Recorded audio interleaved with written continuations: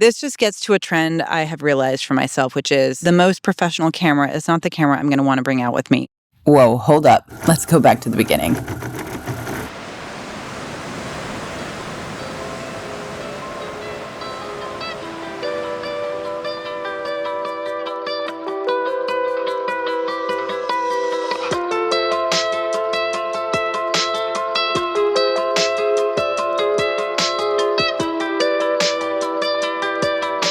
Every year, we load up the car and head north to this quiet stretch of coastline. No streetlights, no billboards, just wind, wildflowers, and a kind of architecture that harkens to another time. Sea Ranch was designed in the 1960s as an experiment in living lightly on the land, and it still feels like that. A place integrated into nature where time just completely slows down.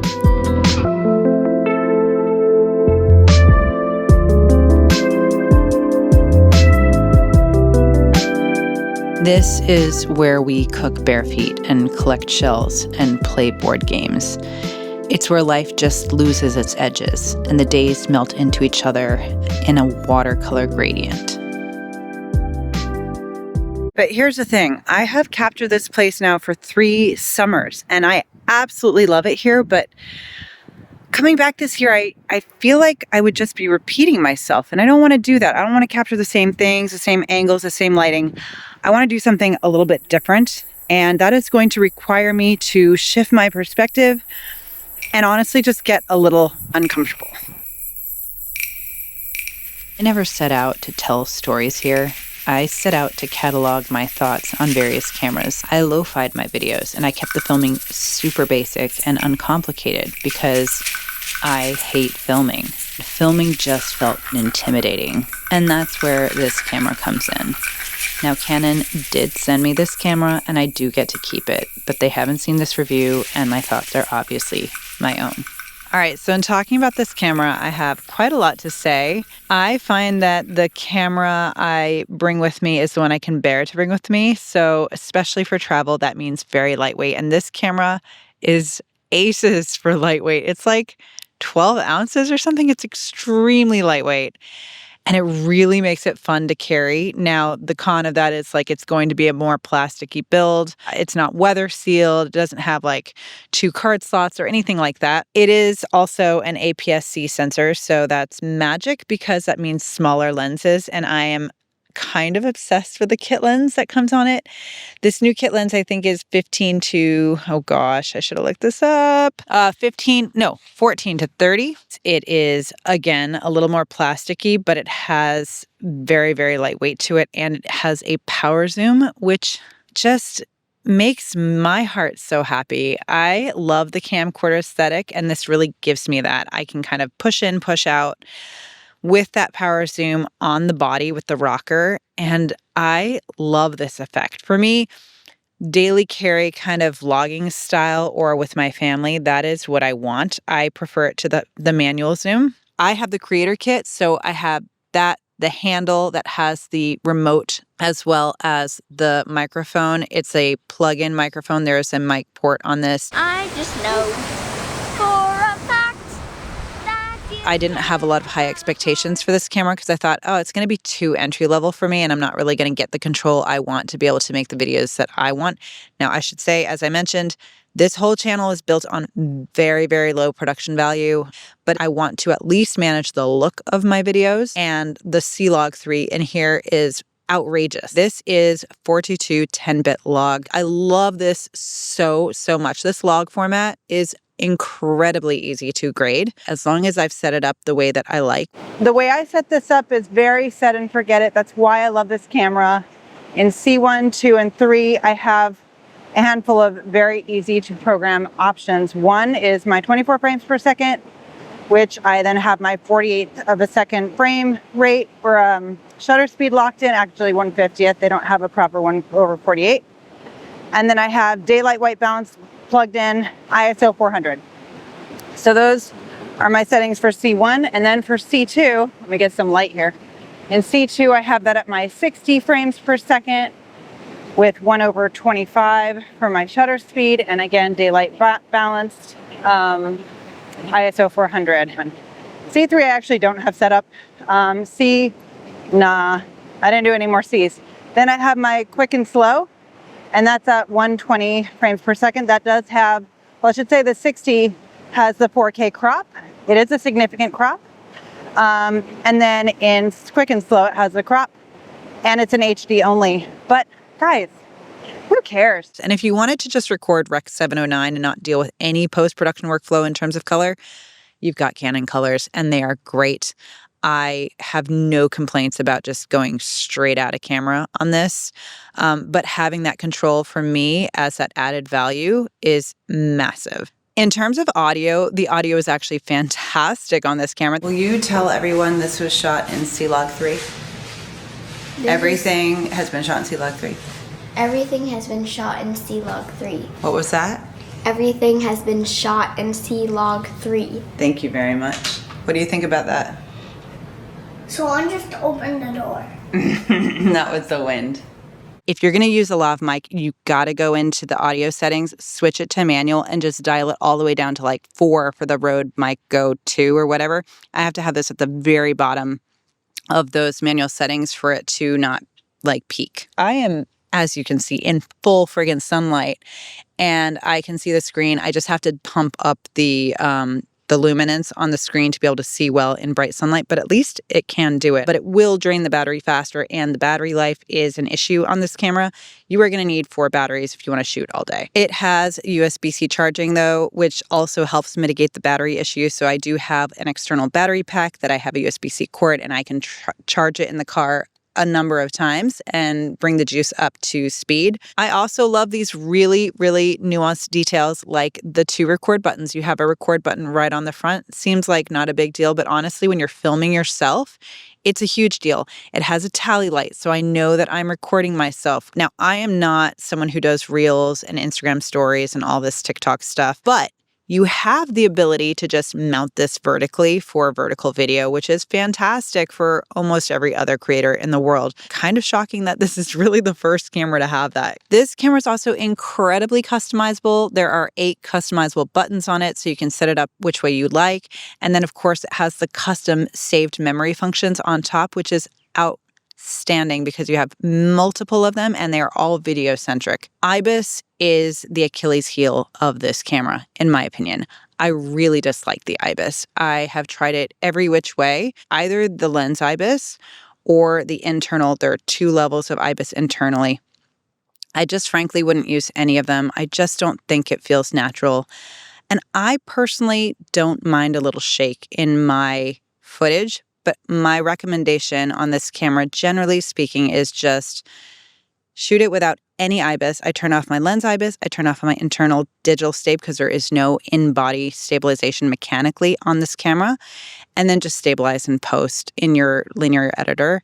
If you want to use the IBIS, it's there in a pinch, particularly if you're shooting static shots and I'm not moving the camera. It will do a nice job of just like centering that up and keeping that stable.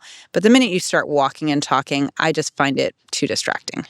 This does have Canon's amazing dual pixel autofocus. I can never remember these things, but it's outstanding autofocus. I've never had a single issue with it. I don't even think about focus on this. I just set it and forget it. You can upload LUTs to this, and I love that. I absolutely love having a quick way to capture images. I should say footage, because that is one of the cons. You cannot use LUTs on images like the Panasonic line, like the S5 or the S9. Real-time LUT in those are so cool, and I wish you could use this with photos. It's a huge missed opportunity in my mind. It just goes to show, again, why this is not a photocentric camera. For video, when you use the preview LUT, it does get baked into the footage. So it's not like an option to just truly preview the LUT to see what it would look like when you put this in post. It just gets baked in. So that's a bit of a bummer. You can get false color on here for your exposure metering, which is awesome. Now, as much as it is awesome, I don't use it. I use my histogram.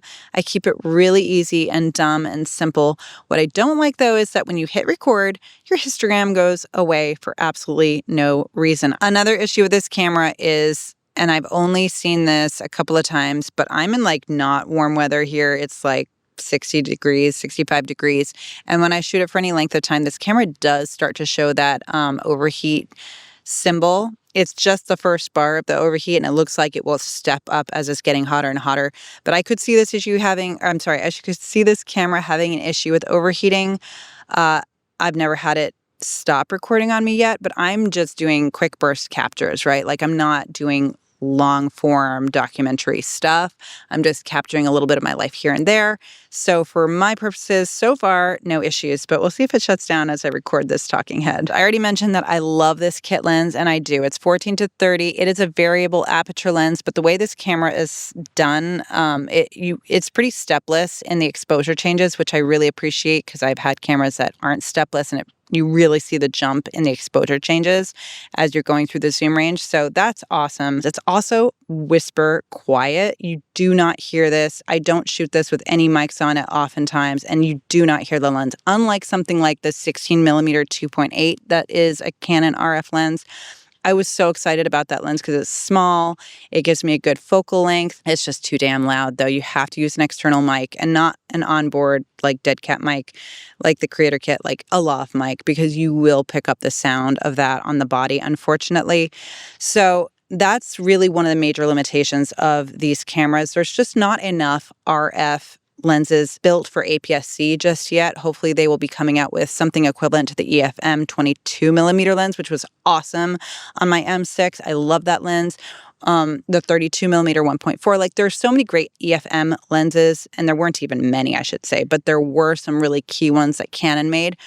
There's just nothing natively really built for this just yet that I would say is stellar beyond this awesome 14-30. But Sigma comes in and fills that gap, and I think that's very intentional on Canon having opened up the RF line. I think they're just not invested in APS-C. So Sigma comes in with the, for example, 18-50mm 2.8 or the 10-18mm 2.8. Those are awesome lenses that I'm very seriously considering getting myself. They don't have image stabilization like this camera lens does.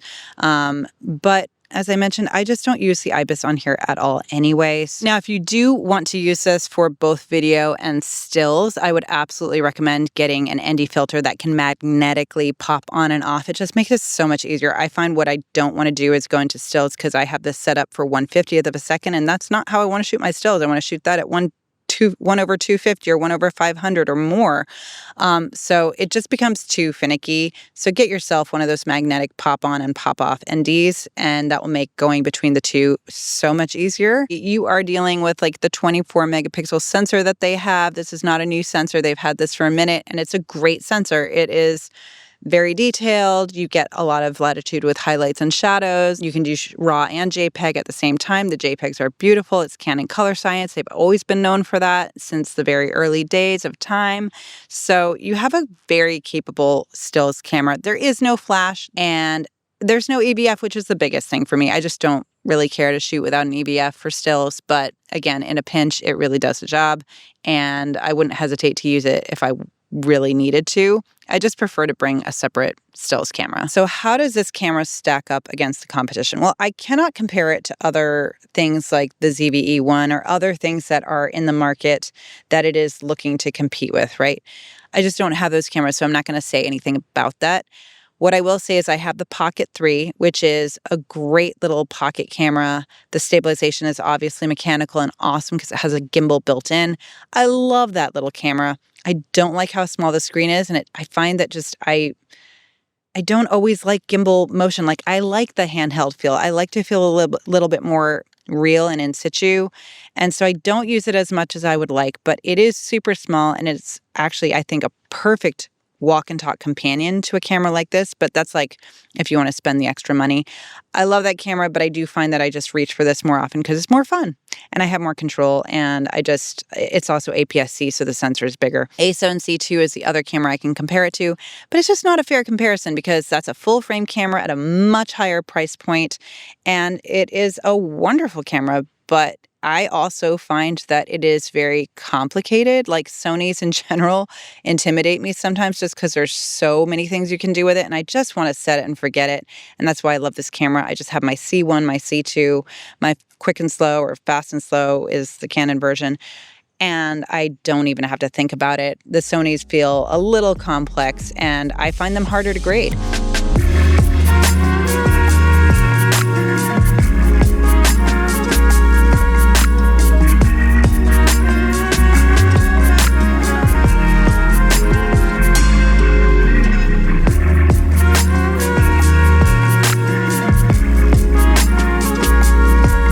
But I think the bigger point here is not like how it compares to other cameras. One, I just don't think you're going to find anything else that is at the level of value that you're getting with this camera. This is a lot of camera for a very little amount of money comparative to the marketplace.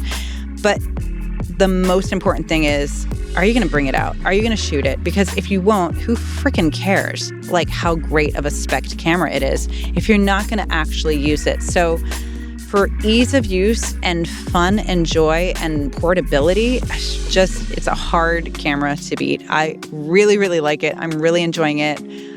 And it will continue to be something I pack in my bag. So them's my thoughts.